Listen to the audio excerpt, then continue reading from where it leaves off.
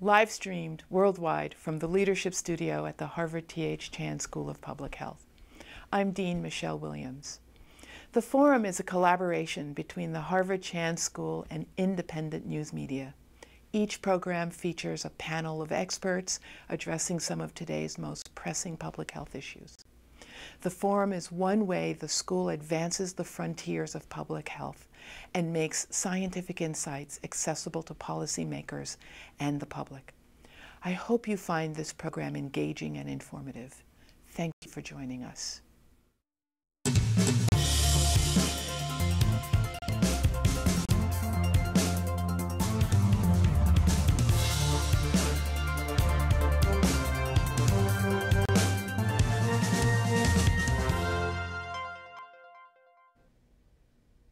Well, welcome everyone.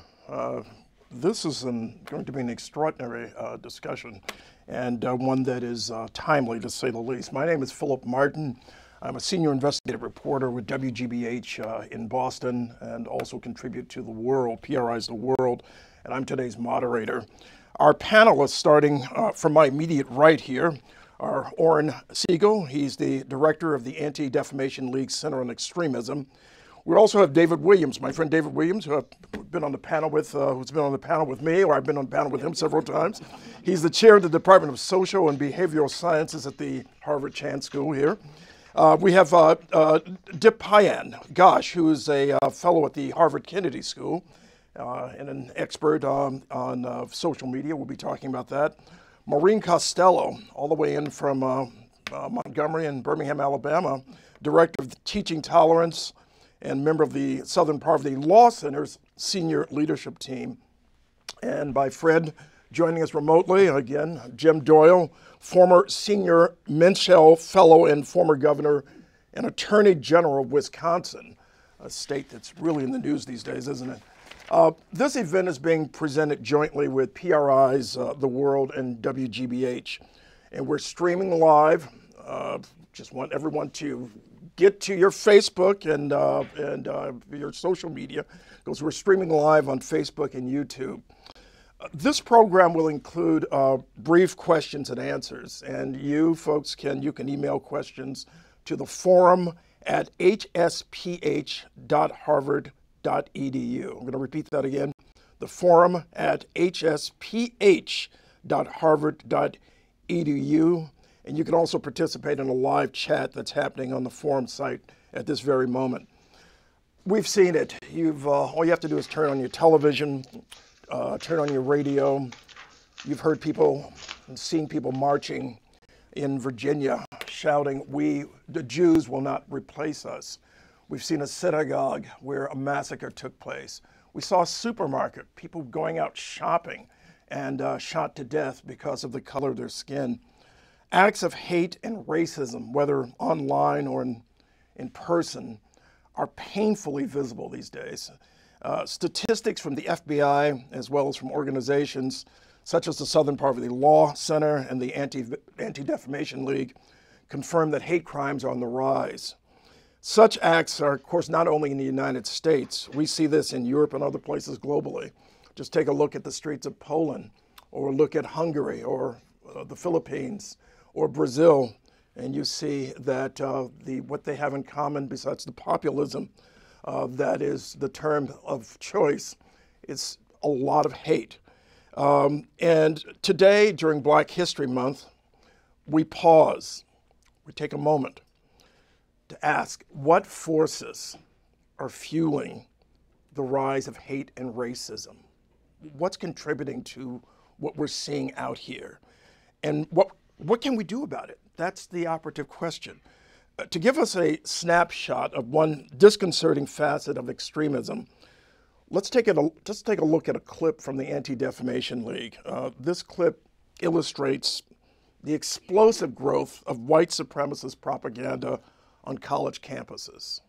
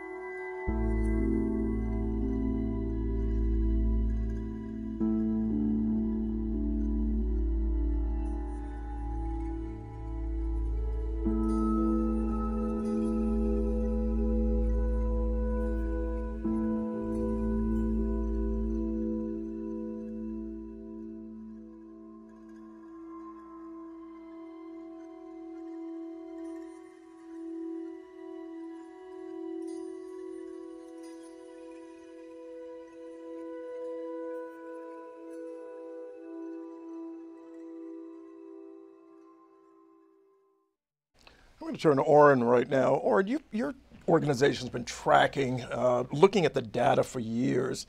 What exactly is going on? I've seen posters, for example, at local colleges in Boston, basically where folks have essentially been recruiting. Can you talk about how what the data shows and how you've been tracking these organizations? Sure. So at ADL, we're tracking both extremist-related data, but also hate incidents and hate crimes of all types. And I think the discussion today about what is driving hate and racism and what we can do about it really needs to start with the data. So what I'd like to do is just provide some of that. FBI hate crime statistics recently came out for 2017, which demonstrated a 17% increase in hate crimes around the country. That was over 7,000 incidents that were reported. Now, one of the key pieces of data that I think was not necessarily underscored, but is as critical, is that in over 90 cities with people that have over 100,000 in population, either reported 0 hate crimes or didn't report hate crimes at all. So even that number we know is much lower. At ADL, we also track anti-Semitic incidents, not just crimes, but other forms of harassment and intimidation. And in 2017, we saw a 57% increase in those anti-Semitic incidents from the previous year. And that included an over 90% increase in just K through 12 schools. Right? Our kids are watching the public discussion. They are viewing how the headlines on the news and in your newspapers and on your social media feed are constantly filled with hate and extremism. And the last point about this, to the video that we just saw, we've actually seen a 500% increase in white supremacist propaganda on the ground. Not just college campuses where we saw a spike and we continue to see that increase, but what that means is sort of this post-Charlottesville environment that we're in. White supremacists may not be as comfortable, showing their faces at a rally, but what they're doing are finding other clandestine ways to amplify and spread their messages through propaganda spread out not only in small towns, but literally in every major city that we see. And last point, we also track extremist-related murders at ADL, and we've been doing so since about 1970. 2018 was the 4th deadliest year related to extremist-related murders. We saw over 50 people killed by extremists, and 98% of those were by right-wing extremists, white supremacists, anti-government types. And when you look at the past 10 years, of all the extremist-related murders, about 427, 73% have been carried out by white supremacists and other homegrown anti-government type extremists. That may not necessarily connect with some of the narratives we hear in the news every day, but these are the statistics we need to account for as we have this discussion about whether hate is rising or not. I'd like to see how those statistics also connect with David Harris's research. David, your work is evidence-based, as you've described it. You've studied how discrimination, including racist language and attitudes on prejudice, the effects of health of those who are in the crosshairs. You've talked about that impact. Tell us more about what you and your colleagues have found. Well, there's a large body of research, and it's a global body of research that indicates that exposure to discrimination, both kind of virulent forms, but even little indignities on a day-to-day basis, has pervasive adverse negative effects on health. There's studies showing an increase in the risk of premature death linked to exposure to discrimination. What the research is also showing us that is very relevant for our conversation, that it's not just the incidents that are targeted at you individually, but if you live in a community with higher levels of prejudice, studies show African Americans who live in such communities across the United States, such counties across the United States, have higher rates of death. It's not just African Americans. There's a study looking at anti-gay prejudice in the United States. And for LGBT populations who live in communities of higher anti-gay prejudice, their death rates are 3 times higher than those who live in communities of low levels of anti-gay prejudice. And this is pervasive throughout society. One of the studies I was involved with documented that among high school and middle school students who are exposed to racial discrimination in online contexts, their levels of anxiety, their levels of depression are higher, even after you take into account other adolescent stressors, and discrimination offline. So documenting that discrimination online is a unique contributor to their poor health. There's research documenting the negative effects of anti-immigrant rhetoric, but also anti-immigrant policies. So, for example, a study I was involved with in the state of Arizona after SB 1070 was passed, a law that authorized local officials to stop anyone who looked as if they might be illegal. And we documented among Mexican-American mothers, there was a decrease in their use of preventive health services for their children and their access of social services. And most strikingly in that study, that effect was strongest among US-born Mexican-American women. So those women who were citizens of the United States, we suspect, were it was such an assault to their dignity that they could be stopped simply because of how they looked, that there were these negative effects. And there's research documenting that, a study out of Los Angeles that shows 11th graders who, in the year before the election, were concerned about the hate and the discrimination in the society. A year later, they have higher levels of depression, higher levels of anxiety, higher levels of substance abuse. So the bottom line is we are finding pervasive negative effects on the health of multiple stigmatized populations linked to the exposure, not only the personal targeting, but this broader context of hostility in our environment. David, one thing is, this conversation is such that we don't have to struggle to connect the dots between your different expertise. Dipayan, something David just talked about, the role of online media, the role of social media in promulgating hate is fairly clear right now, but you've done research on this topic. What have been your findings? Well, I think both Oren's and David's comments and yours really resonate for me.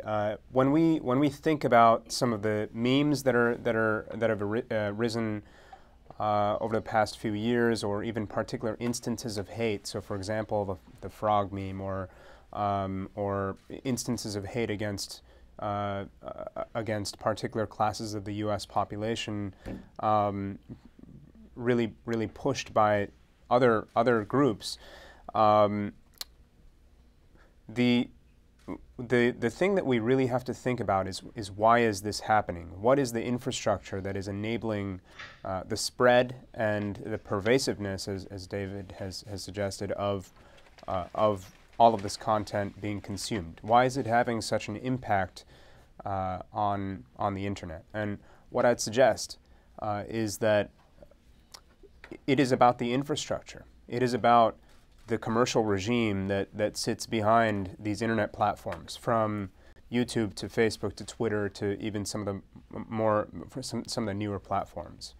And when we think about that infrastructure, it's sometimes difficult to get our heads around how it works and what connects them all and how they're all similar. But deep down, I think that infrastructure, that commercial regime that defines these platforms, is actually fairly simple at a high level.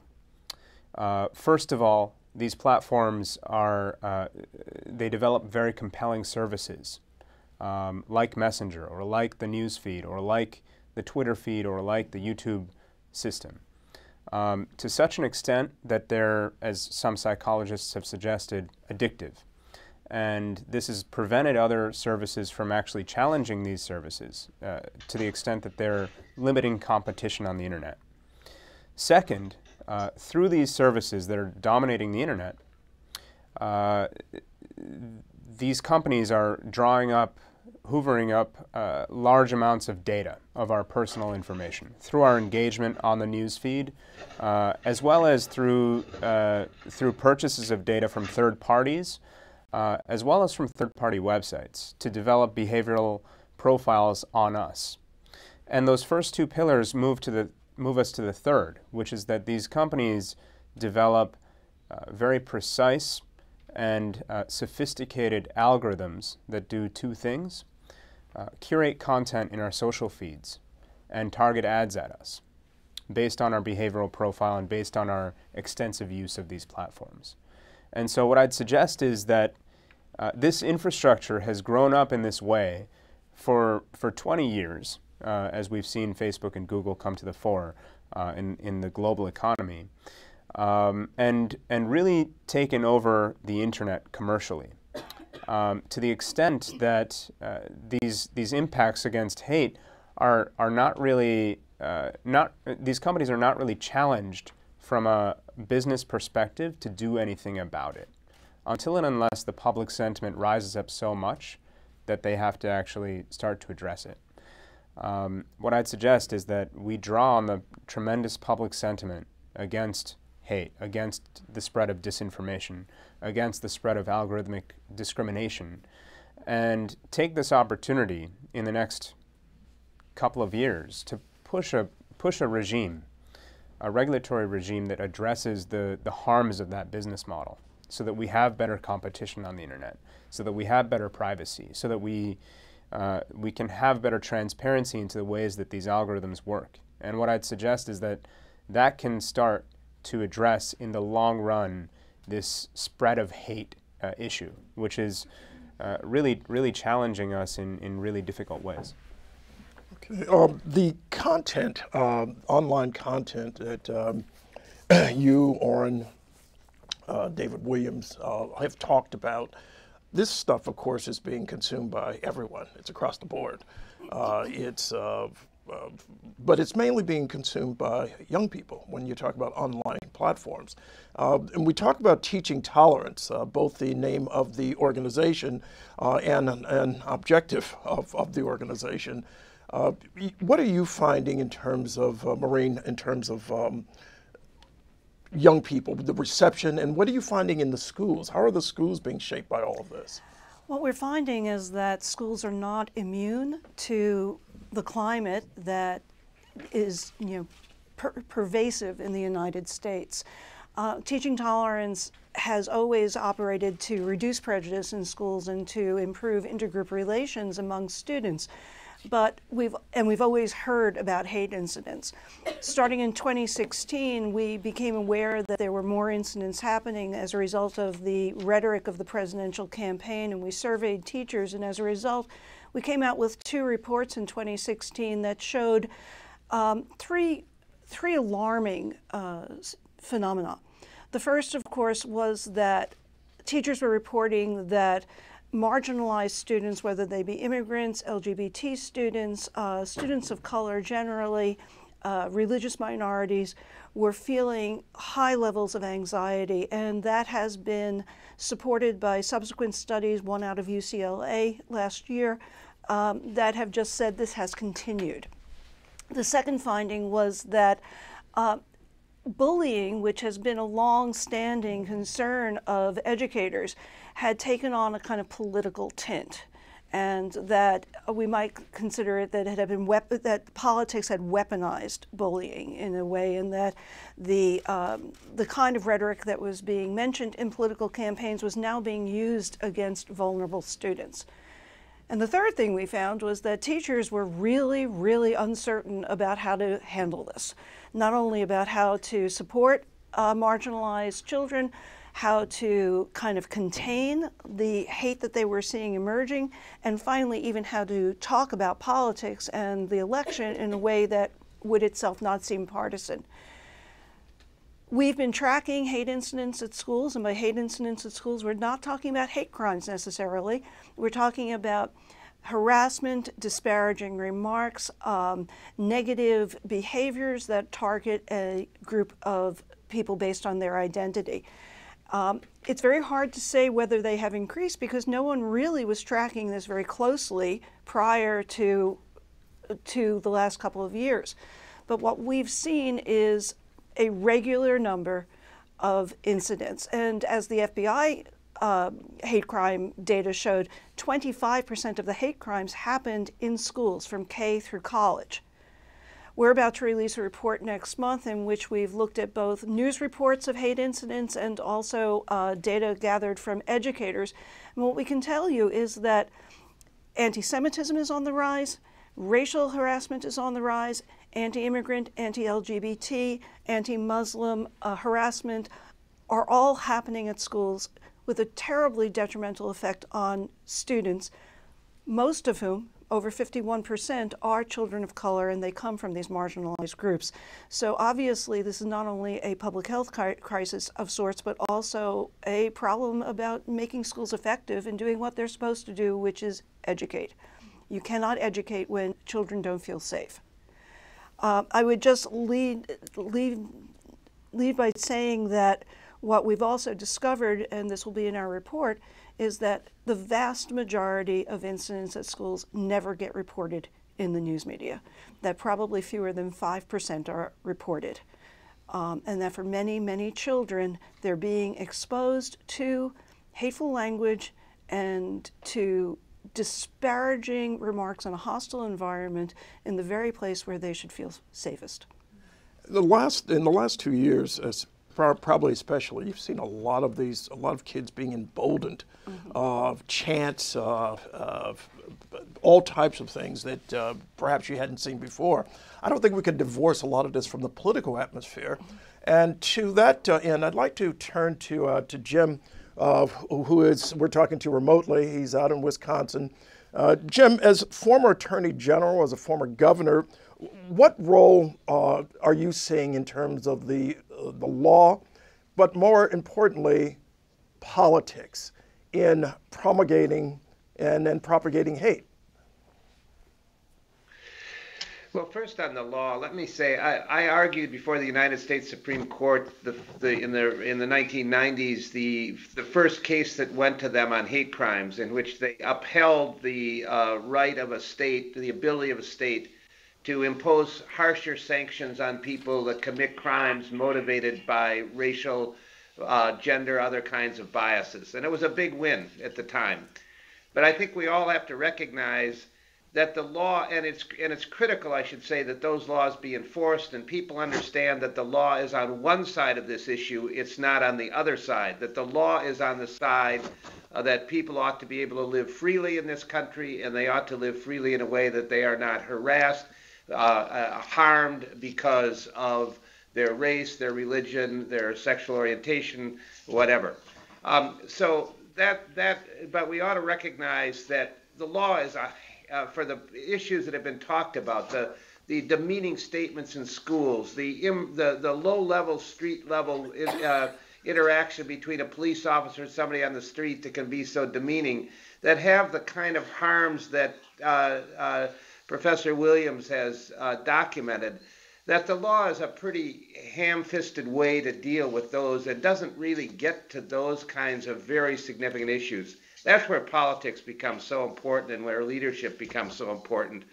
Much of this, and I'd be interested to see while it's accelerated, if I recall the statistics from the Anti-Defamation and Southern Poverty Law Institute and others, it really started with the election of Barack Obama and this virulent reaction by segments of our society, the idea that an African-American person could be president of the United States, birthers and all of that sort of racist stuff that came out of it. And now it's obviously been accelerated by political leadership that talks in stereotypes. And that's what's so harmful, these horrible stereotypes that brown people coming across the borders are criminals, that African-American people, the stereotypes they've dealt with in my world of law enforcement that's been so harmful is there's somehow some kind of inherent criminality that we all have to be very scared about that is existing there. Those kinds of large stereotypes that come from political leadership, from our president, let's just say it, I mean, when you have a president that talks in terms of people in these kinds of groups instead of Americans as American citizens, as immigrants, as individual people with hopes and dreams, some most good, some bad. You know, when we have someone who sees the world in these and talks about it in that way, and then you have the obvious, when politicians start drawing equivalencies that what happened in Virginia was sort of equal on both sides, that has a horrible effect on our political atmosphere. But what concerns me is what Professor Williams is talking about is the effect on people that hear that coming at them. an African American student working hard in school, trying to get ahead, who hears leadership talking about the people of African American background with that kind of dismissive attitude, it has terrible harmful effects, and it does in the law as well, because these attitudes do then pervade the policing on our streets and lead to some of the terrible incidents we've seen. But even more, the lower level, I shouldn't say more, but equally important, that lower level, that kind of routine stop on the street in which a young black person is treated in a particularly aggressive way that a young white person might not, has very serious effects on how people see the government, how they relate to the government, how they see the political process, where they see it as something that's out there to try to help them. So obviously, my one question I often ask is, when I've heard the president and others say, I'm tired of all this political correctness. Why can't we just say what we want to say? And my question is, what is it you really want to say? Why don't you just tell us what you really want to say? Let's get this out there. But that's really what we're dealing with a lot of, politically, I think, with the issues that we're talking here today. Well, one of the things I'd like to do is even explore this.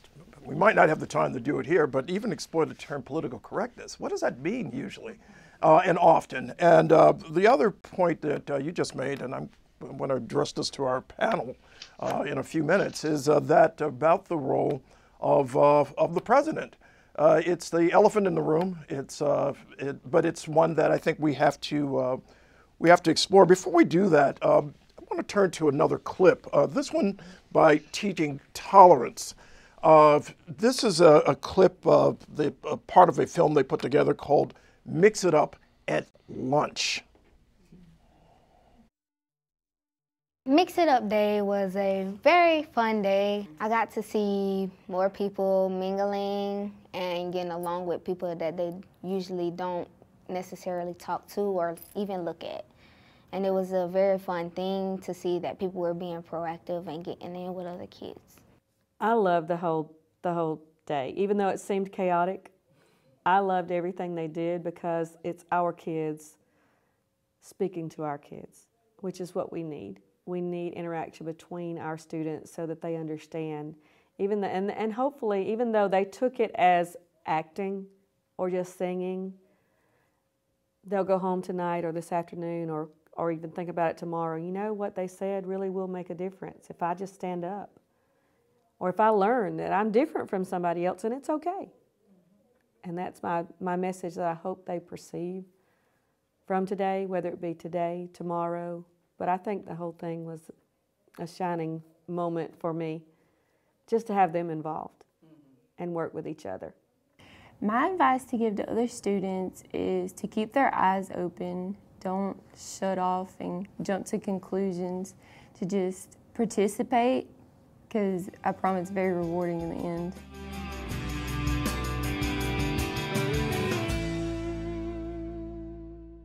Good idea. Now we're going to mix it up. And right before my second favorite meal, lunch. Maureen, let's start off with you. And this obviously is part of an effort to counter the hate, and the type of intolerance we're seeing out there. Can you talk about other aspects of Teaching Tolerance's programs and how you're reaching or attempting to reach young people, much like the local program Facing History in Ourselves? We work through teachers across the United States, and millions of them turn to Teaching Tolerance for advice and guidance and curriculum. And while we do sponsor Mix It Up at Lunch Day, we're very cognizant of the fact that this can't just be a moment in the school year. That in fact, schools are incredibly important places. They're crucibles for building the society that we're all going to live in 10 years or 20 years. And they are also one of the last common institutions standing. And so I think that it's a time that calls for more investment in making sure that schools are doing their jobs to counter hate and to build that good society. What does that mean? all of our work is guided by something we call the social justice standards, and they're based on 4 pillars: identity, diversity, justice, and action. The idea of identity in our vision is that schools should have this at the center of their vision, so that as they look at students who come in, they want every student to find in school a place where their own identities, whatever those identities are, be they religious, racial, sexual orientation, whatever, can be affirmed, and basically that they can have positive identity development. Secondly, that they develop a curiosity and obviously have exposure to people with different identities, but that it's a healthy, open-minded curiosity of, I know who I am, tell me who you are. The third is we want children to have a commitment to justice, and that shouldn't be very controversial. I mean, it is part of the Pledge of Allegiance that we want justice for all, and we want children to be able to think critically and recognize injustice when they see it. And finally, we feel that the end of all education has to be a capacity to take action, to work with others to address injustices, and to do the work that we're all called upon to do, which is to make this world a better place than we found it. And so for us, it's about encouraging peer relationships. It's about encouraging schools to have daily interactions among students and adults that bring them together. It's curriculum-based, explicit curriculum about prejudice and about stereotypes, but also that builds community. Implicit curriculum that exposes students to the lived experiences of others. This is incredibly important, and there's lots of good research that has shown that when students learn about the history of discrimination, they, in fact, their attitudes, their discriminatory attitudes decline and decrease. So we should be honest in our curriculum about the warp and the flaws in our history. And finally, I think the most important thing, and school leadership is incredibly important here. Not every school in this country is a cauldron of hatred. We hear from a lot of teachers who talk about how this doesn't happen at my school, and they always point to school leadership who really walk the walk as well as talking the talk. Kids learn from adults, and they learn from each other. And so what matters is not only what we say, but also what we do.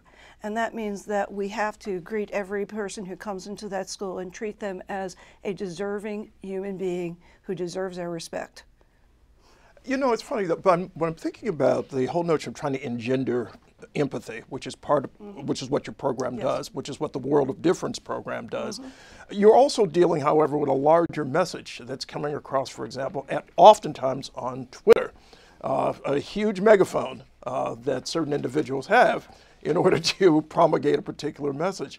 And one question I would have for Oren and in the context of that is, how do you basically get to a point where you think you're reaching, where you actually are making a world of difference when you have that bigger megaphone out there that might be drowning out your message? Yeah, I mean, this is a battle for hearts and minds at the end of the day, right? So in the Center on Extremism, we believe sunlight is the best disinfectant. You need to expose the extremists, you need to expose the hate so that people can frankly understand what they're up against. But our work would not be enough without our educational resources. So World of Difference, for example, it trains not only students, but teachers and their parents, not only how to identify bias, we're pretty good, right, at identifying what is racism, anti-Semitism, what is Islamophobia, etc. But you know what's more important, and this is a lesson from the Holocaust, is to have people to say, I'm not just gonna sit around and do nothing about it. You're training kids, and often this is peer-to-peer model as well that we have at ADL, and that gives it a little bit sort of more legitimacy for younger people, but to say you have a stake here, you have a role. We will teach you how to identify bias within institutions, within others, and within yourself, and then we are going to arm you and help you to speak out and challenge that bias and that racism. That makes my job as somebody who's tracking extremism easier because I know there's an army behind me who are going to be able to call it out and do something about it, right? Deborah Lipstadt said, anti-Semitism starts with the Jews, but it doesn't end with the Jews. The same is true for all forms of hate. And look no further than Pittsburgh, where here's an individual who attacked 11 people, the largest massacre against Jews in this country's history, and who was motivated by an anti-immigrant sentiment, talking about the caravan, talking about sort of the social media hate of that day. And he targeted Jews because in his conspiratorial white supremacist worldview, the Jews are controlling our immigration policy. So by teaching kids of all different backgrounds, religious, races, etc., that helps in the fight against anti-Semitism. And the fight against anti-Semitism helps fight all forms of racism and bigotry. That's what we're trying to teach our kids in our schools. Oren, and just a good segue to David, you know how to talk about this stuff. You know how to talk about this stuff. All of you're conversationalists. David, a lot of your research is based on conversations that take place between individuals and the amelioration of discrimination as a result of those discussions. Talk about that work and what conclusions are you coming to in this age of heightened anxiety and hate, if you will? I think we need, as a society, to find safe places where people can talk. If someone, because of their background and understanding, said something that was inappropriate, they're not castigated and excluded. So I think creating those safe places generically is one thing that all of us need to be, because there's a sense in which Kellogg Foundation had a program called the Truth, Racial Healing and Transformation. People don't assume that everyone has the same level of knowledge that you have. And there's a term in their socialization that was used that didn't think it was a problem, and now they're learning it's a problem. So I think we need to be patient with each other, but be committed to firmly but lovingly raise issues and provide truth. There is a study I want to talk about. It was published recently, very elegant study published in Science, where a group of researchers took political canvases and sent them out to Democratic and Republican voters, and had these canvassers allow the voter they were talking to do most of the talking.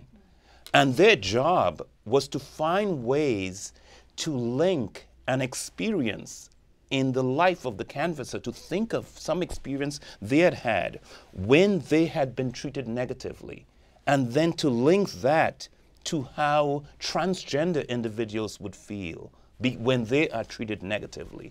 And this showed that this kind of conversation was effective in reducing prejudice against transgender individuals.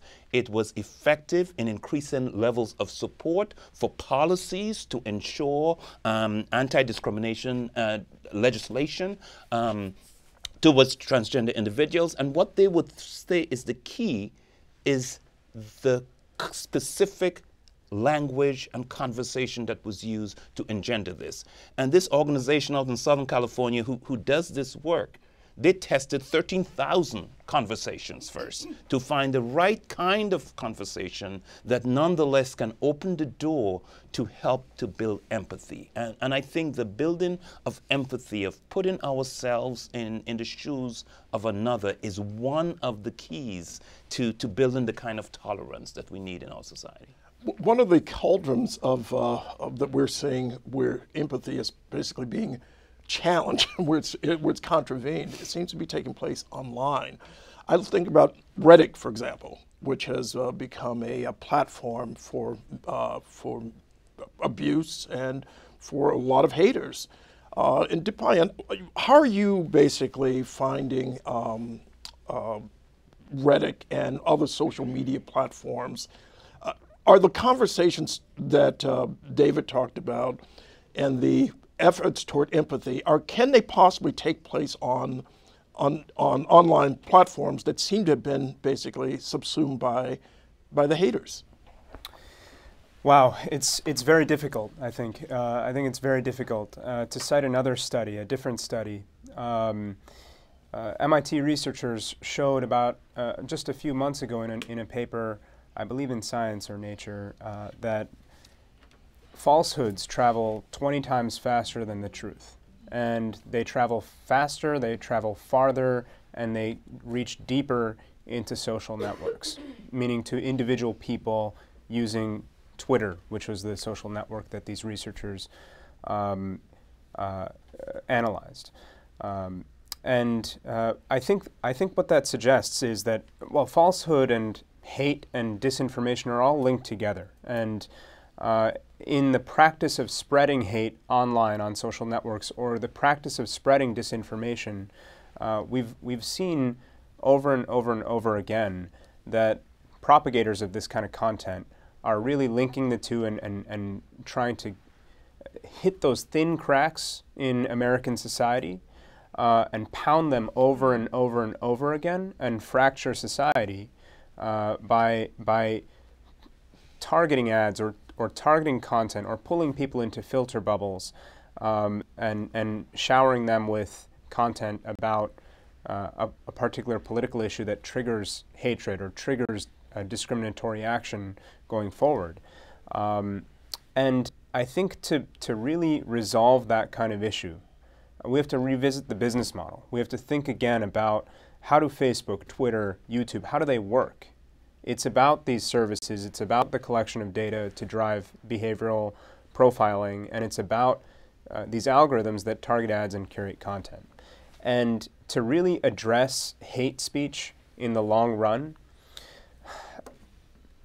we're seeing two issues. We're seeing this problem of filter bubbles, which is, I believe, is caused by this business model of people trying to force people, hate speech propagators and disinformation operators trying to force people into these filter bubbles and increase engagement over these platforms as the internet platforms themselves want to increase their ad revenues.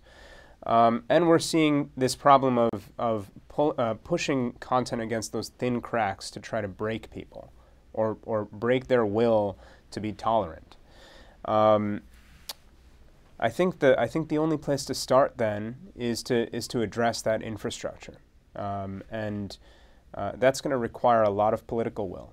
And right now, if we talked earlier about politics, these issues, even as they pertain to social media, are divided along partisan lines.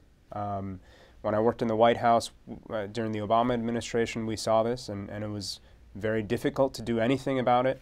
When I worked at Facebook in Washington, we saw this again, and I think it's going to be extraordinarily difficult to address it. But we need political will. We need to build sentiment and build up the public education on these kinds of issues, and start to address them, looking deep down at the way that the internet is structured today. Well, let's take it from online to the streets. The role, for example, of law enforcement in much of what many people see as an antithetical relationship with communities of color, with many communities in the country, and many seem to be emboldened by the current administration, the Justice Department, and by the White House. Jim, can you talk about?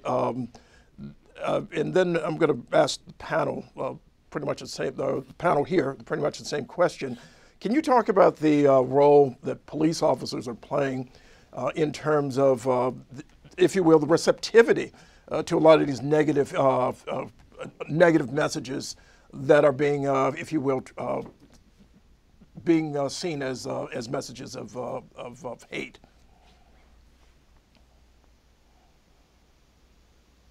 Oops, we don't hear Jeb. Oh, here we go. Can you hear me? Yeah, we can hear you now. Oh, okay. Many more people are going to have contact with a police officer than they are with the President of the United States, and many, or a governor, or an attorney general, and many are going to draw their conclusions about how the government reacts to them over their lifetimes based on that contact. We have been at this for a long time of the training, and that's why I really encourage all the people who have spoken here about the training they do to modernize police training on this issue. After Rodney King, we set out on a large scale training in Wisconsin, as many states did, on police understanding racial divisions. Much of the training, when I look back at it and have seen the results, was just plain wrong. I mean, a lot of it was police officers, going up to people, to African American people, and calling them man because they thought that was how they were going to relate more closely and be part of the community. Much of the training on community policing was to teach white police officers how to talk kind of jive, street jive, thinking that somehow that was making them culturally, aware and with the people that they were talking about. You saw it at Harvard with the Professor Gates incident, where a distinguished professor is treated in that way. We probably all know, and I know dear relatives and friends who have been treated. I've often asked, I think the training for police officers ought to start by having rich African American people come in so they know this isn't about poverty, and tell them about their worst experience with the police. And white people are shocked to hear these stories. I've done this a few times. To hear their friends talk about what happened to them when they went in the hardware store and got followed around and then stopped because maybe they were shoplifters. So it gets back to this empathy issue. And much of the training was good. And obviously the major part of law enforcement after training has to be, this is the law and you have to force the law, and it doesn't matter who the person is in front of you or their color.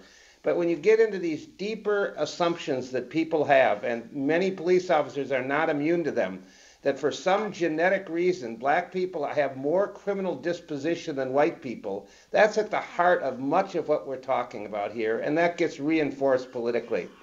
So I really encourage the kind of training we've talked about, that we've heard about in the schools and others, particularly about empathy, to really have that be the training that moves into the law enforcement realm as well. I want to make one other point, if I can, about politics quickly. We've come, unfortunately, in this country now to two parties that are, one is almost an all-white party, and one is a party that is made up of most racial minority, some white males, and about half of the white females in the country. If you just look at this demographically, that's not a good place for us to be politically, because the white party has to maximize its white vote in every election. And the way you do that is to get white people, the majority people, voting as a bloc. And we saw this in the South after the Civil Rights Act. Nobody thought in the South that Republicans someday could get, 75% of the white vote. They said that'll never happen. Well, it's happened.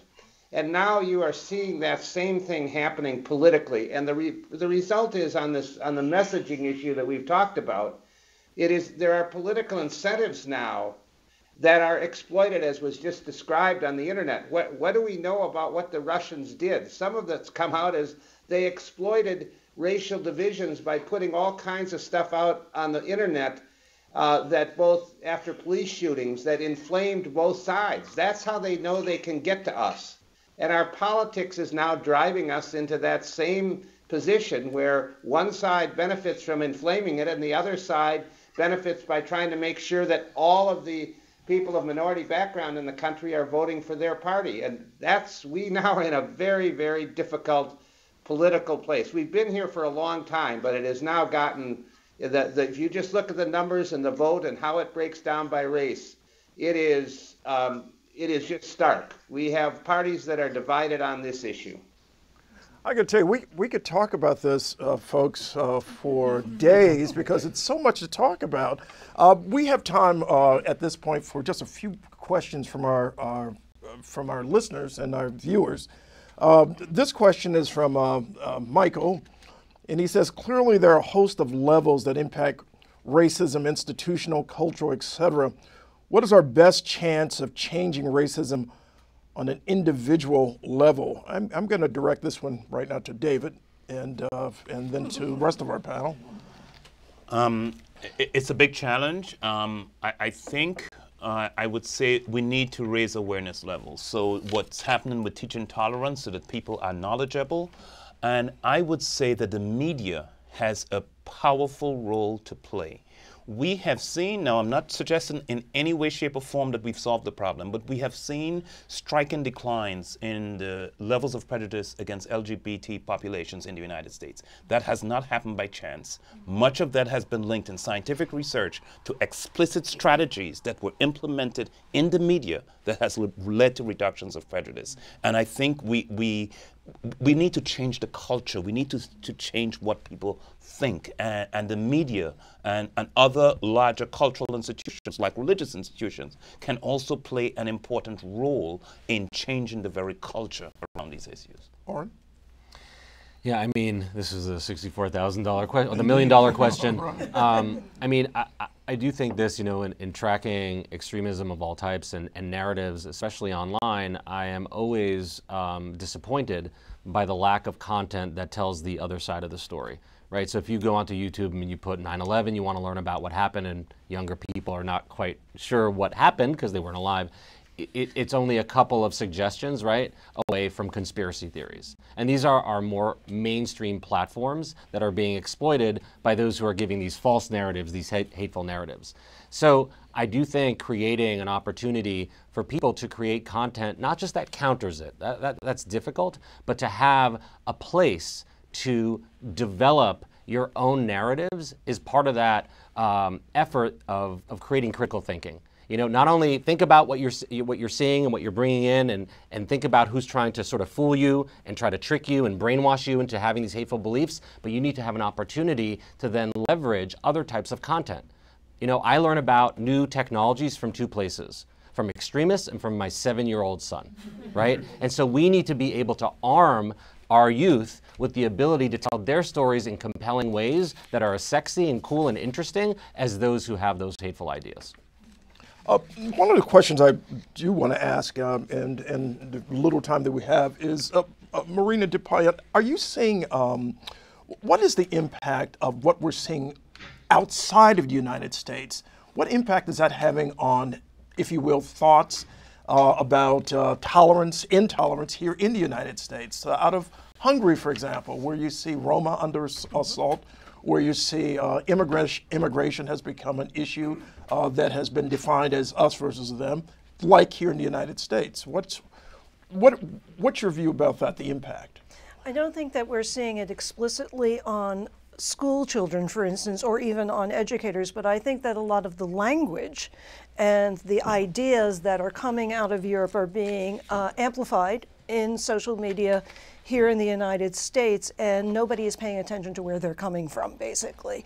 So I think that the notion that just because they're across the ocean they don't affect us is just untrue. Just to add to that, I completely agree with Maureen, and we're definitely seeing some really nasty themes come, particularly from all over Europe, Eastern Europe, Western Europe, Northern Europe, that are, as Orna and I have researched a little bit and spoken about, driven from this idea of identitarianism.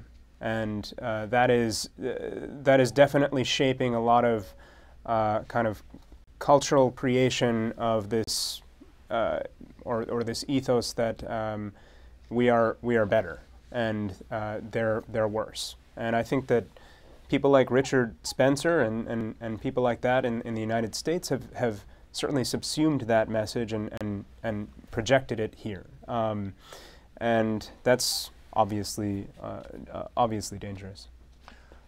I'm looking at our clock, and so, but I also need all of you to just take a moment to, if you will, summarize this discussion and your thoughts on hatred and intolerance that's sweeping across our nation, unfortunately. Oren? Sure. I mean, to degree, this is a sort of final word for me. I would say, you know, we have a heat map at ADL where we track incidents of anti-Semitism, hate crimes, extremist activity of all types. And I'm always reminded, as we're trying to explain to the public the trends that we're seeing, that each one of those points on a map, over 5,000 now over the last 2 years, is a story of community resilience, right? Is a story of people coming together and rejecting that hate. And to your point about the media, I think we need to start telling more inspiring stories. And because when we hear that, that also has an impact. And that also maybe creates courage amongst people to hold all those who are purveyors of hate accountable, whether they're in your local community or whether they're in the highest office, right? We all have a voice, and we need to constantly support all those in our communities to show that hate really does have no place here. So you don't do this work for 20 years without having some sort of hope that things will get better. But I think the data and I think the training, whether it's for law enforcement, students, et cetera, will help make those dots a little bit more actionable, and you're turning basically lemons into lemonade. Two quick things. Governor Doyle talked about interactions of African Americans with the police. I and other colleagues published a paper last year in Lancet that shows that when police killed an unarmed African American male, the mental health of the entire African American population in that state is adversely affected for the next 3 months. So again, it's another example of this is affecting the quality of life of individuals here. And finally, my other quick point is that this environment of hate, it's not only about individual interaction, it is driving social policy. And we are leaning towards policies. There are policy proposals right now in Washington, D.C. that will destroy the social safety net as we know it today. And we don't have to guess about what would happen. In 1981, the Omnibus Reconciliation Bill, early in the Reagan administration, let 1 million people lose food stamps and 600,000 people were dropped from Medicaid, and 250 community health centers closed in the United States as a result to cuts to social services, and there were pervasive negative effects on children, on pregnant women, on the elderly in the United States. So we have to look not only at our interactions, we have to look at the policies that we decide, driven by false narratives. Okay. I'll also share just two quick thoughts. First, addressing the online space. Again, I think these internet platforms are designed the way they are because they're designed to increase engagement. And there's no regulatory regime that sits above them right now that tells them, no, you can't do that. You can't spread hate. You can't spread discrimination. One example, LaTanya Sweeney, a professor of computer science here at Harvard, searched for her name on Google, and I believe the story that she reported is that she saw an ad for jails because Google inferred that her name is associated with African American heritage and thought that, hey, we should show her this ad. In another example, Google, when kids were searching for gorillas on Google Images, people saw images of minorities in the United States. These systems are designed to drive engagement because they want Professor Sweeney to click on that ad because they think that that's going to drive engagement. They want people to, they design these algorithms in ways that encourages clicks and encourages bigger ad spend. So my first point is that we need to address that system. We need our leadership to understand how these systems work and start to address them at their core. Second point is just a broader one, which is that I think our leaders in society, from politicians to actors and actresses, thought leaders, need to be more honest and need to speak up. I think just one example, this didn't come up yet, but with Liam Neeson we've seen over the past few days. I want to highlight not just what he said, which was honest to the public, which I appreciate at some level, but also what a soccer player, John Barnes, of African origin, but who played in England, how his reaction to Liam Neeson, and his reaction was one of great appreciation for the honesty, instead of just kind of the traditional media reaction, which was that, wow, Liam Neeson is a horrible person, and we need to vilify him. So I would appreciate more honesty. We've seen that in the U.S. Congress as well over the past week. So just two quick points. Thank you. Marie? Okay. I think we're going to win or lose this battle in the schools, basically. If we do not orient our schools towards the vision that they are in fact building the society that we're going to live in the future, we have lost. We've been focusing a lot in schools on college and career readiness, and we really have to focus on kind of social and emotional readiness as well. I mean, the ideal policy change is to really make integration a focus of our school policy. But if we can't go there, then we really need to make sure that young people have digital intelligence so that they know not only how to interpret material that comes to them as consumers, but that they also learn how to be productive consumers, producers for social media. I think at the end of the day, I'm reminded of the phrase that Dr. King used in his last book, which is that we have a choice between chaos and community. And what we've been talking about so much is isolation. Hate grows in isolation. And schools are places of community. And so everything that we need to do is deliberate teaching about the kind of discrimination that exists, not pretending it doesn't exist, admitting that we've all been socialized to be racists. And I think it's particularly an issue in schools because 80% of the of teachers are white women. And I'm very fond of white women, but they carry with them, we all carry with us implicit biases. It's one of the issues that a lot of good police training has tried to address, and it's something we have to address with teachers as well. But we really, really need to decide that this next generation has to be better than we are generally. And Jim, in Wisconsin, please, your last words. Well, not your last words. your words today. Well, I agree with everything that's just been said. I had a friend, a European, say to me recently, whatever happened to your country? And he went off about how bad everything was. I said, well, remember, this is a country that just a few years ago you were cheering because of the election of Barack Obama as president. And it's not like everybody just suddenly moved out of this country and a whole new group, new people moved in.